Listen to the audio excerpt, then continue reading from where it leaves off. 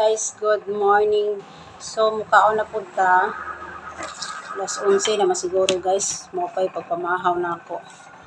Na ako'y rice. Then, ako ko'y pinaritong isda. Tadadang! Bicol Express din siya guys. Then, ako ko'y una sa ginamos.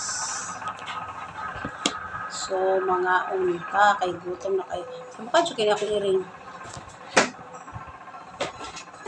At magkinamot lang ta guys, ato na lang ibahog.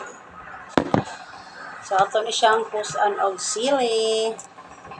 Ang atuang una sa ginamos wala na unod siya guys, una na lang rin habilin.